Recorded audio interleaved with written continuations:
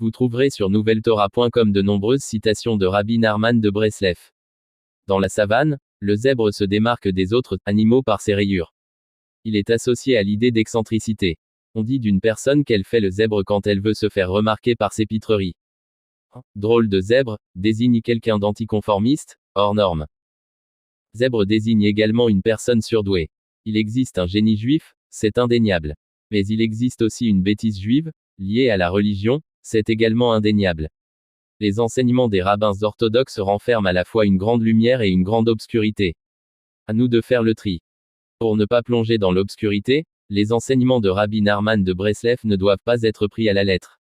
Méfions-nous donc des prétendus représentants de la Rassidou Breslev, ces loups déguisés en moutons qui ont fait de la Torah leur gagne-pain.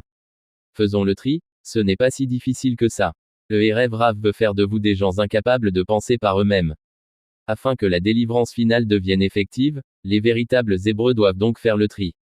Les véritables Hébreux, tout en admirant la beauté des enseignements et contes de Rabbi Nachman, rejettent la notion d'un tzaddik, juste, rédempteur, intercesseur entre l'homme et Dieu. Non, la masturbation ne crée pas de démons, bande d'imbéciles. Et les récitations de psaumes comme le Tikkun HaKlali, les pèlerinages à Ouman, les mantras comme Nanar, ne font que retarder le Mashiach. Le Mashiach est en vous, c'est un concept très concret, à l'opposé de toute superstition. La nouvelle Torah, c'est le salut de l'humanité dans son ensemble. Laïcs ou religieux, juifs ou non juifs, hommes ou femmes, seuls se débarrasser de leur ego trouveront rapidement la lumière lorsqu'ils seront confrontés à ces enseignements si déstabilisants. Pour les autres, la pilule sera d'abord difficile à passer.